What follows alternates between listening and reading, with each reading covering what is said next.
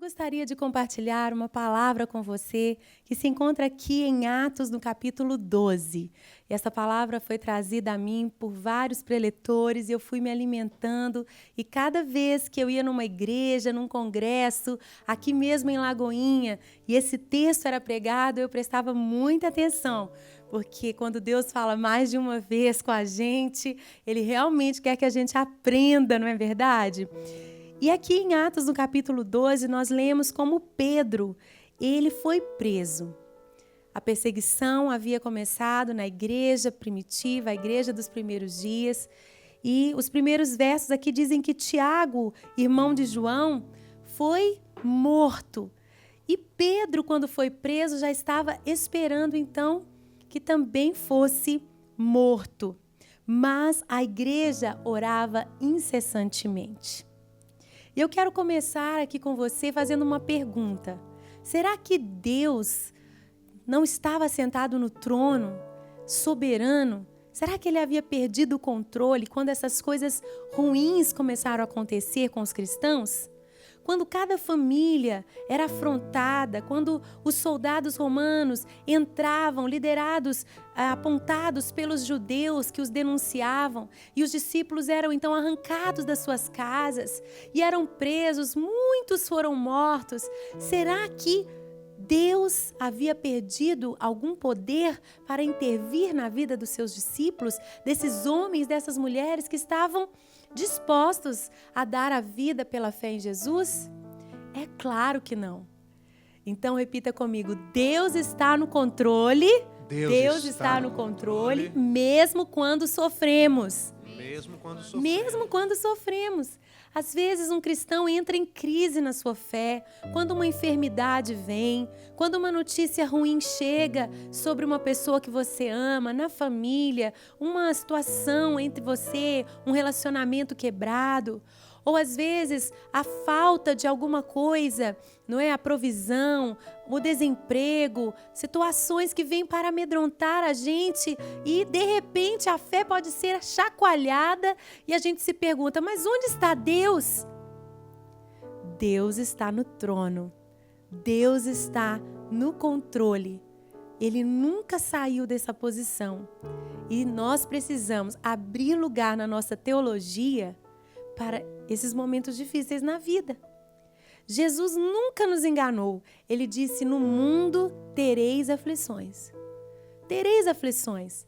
Nós estamos sujeitos a tristezas, aflições. Ele também diz: olha, no dia mau, para permanecerdes firmes no dia mau. O dia mau existe. O dia mau existe para todos nós. Mas se existe algo que nos ajuda a atravessar a tempestade, é uma âncora para a nossa fé, para que a gente não caia nem para lá nem para cá, não sejamos levados pelos ventos, é esta certeza. Vamos repetir? Deus está no controle, Deus está no controle, mesmo quando sofremos. Mesmo quando sofremos. Ali estava Pedro, e Atos descreve que 16 guardas estavam cuidando de Pedro.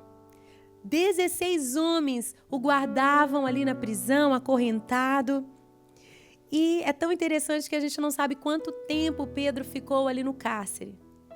Mas a Bíblia diz que na noite anterior ao dia em que Herodes iria submetê-lo a julgamento, na noite anterior, naquele momento final, quem gosta de futebol, né, sabe essa expressão, nos 45, não é isso?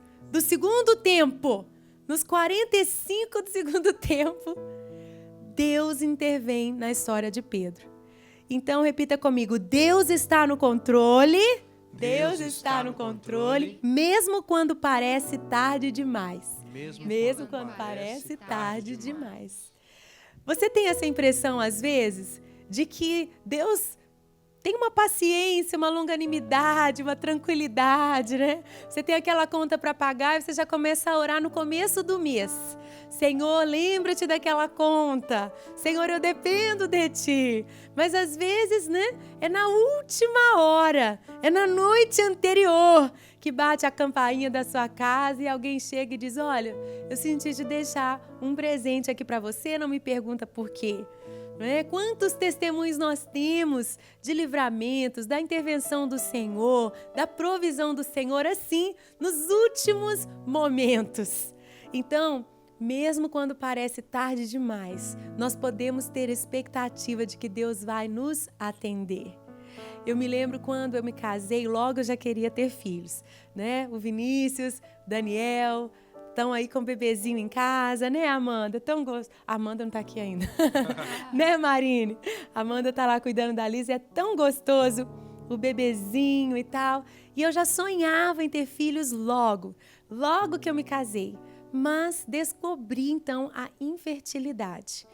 E por um ano a gente foi só orando e o médico dizia para esperar um ano antes de começar qualquer tratamento. E logo depois de um ano começamos a fazer um tratamento e orando, Senhor, Tu és o médico dos médicos, Tu és o médico dos médicos.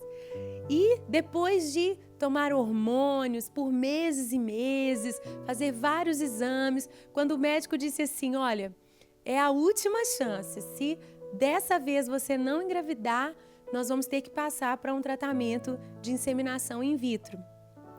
E aquilo foi um tempo de muita angústia nas nossas vidas.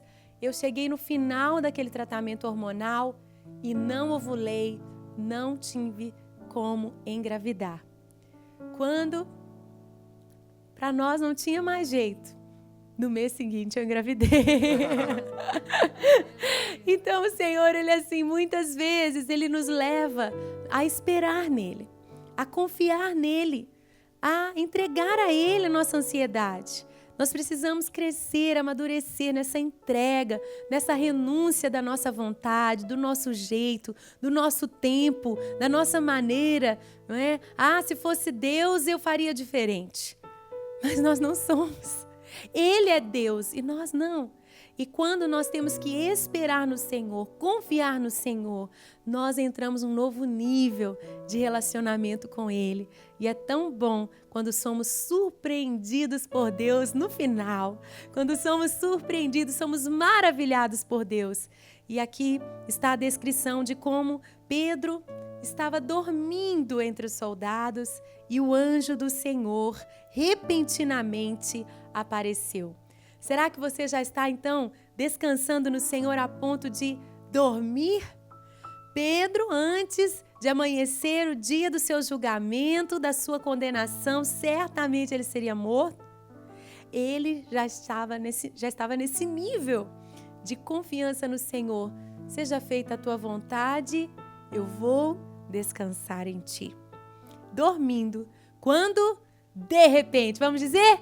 De repente, né? De repente, diga para alguém aí do seu lado, se você está me assistindo em casa, diga, de repente, o de repente de Deus pode acontecer na sua vida, né, Elias? Né? De repente pode acontecer. Os milagres do Senhor, eles vêm de repente, não é do nosso tempo, não é da nossa hora, não é do nosso jeito, mas de repente nós podemos viver uma grande virada na nossa história. Inclusive é isso que nós esperamos que o Senhor realize na nação brasileira, não no nosso tempo, né? Às vezes nós não estamos preparados, eu acredito, a igreja do Senhor não estava ainda preparada, a nação não estava ainda pronta para viver o melhor de Deus, mas de repente nós acreditamos que o Senhor pode fazer grandes coisas na nossa história.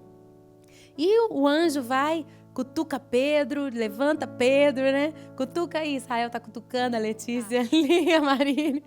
Cutuca o seu irmão, desperta Pedro, faz com que Pedro se vista. Quando ele se levanta, as algemas caem das suas mãos, milagres vão acontecendo e o portão da prisão se abre automaticamente diante de Pedro. E ele começa a andar e passar pelos soldados, passar pelos portões, sem nenhuma dificuldade, sem nenhum empecilho, ao ponto de Pedro nem imaginar, nem acreditar que aquilo era real, parecia uma visão, de tão surpreendente que era o que ele estava vivendo. Então, no verso 11 diz assim, Pedro caiu em si e disse, agora sei. Agora sei. Diga comigo, Deus está no controle. Deus está no controle. Deus está no controle, mesmo quando a minha fé é fraca. Olha, gente, tudo que Pedro viveu, do momento que a luz brilhou, o anjo apareceu, cutucou, ele se levantou, as algemas caíram, ele se vestiu, os guardas ali do lado, 16 homens, ele atravessou a prisão, atravessou as portas que automaticamente se abriram. Quando ele chega do lado de fora, então ele diz, agora sei, agora sei.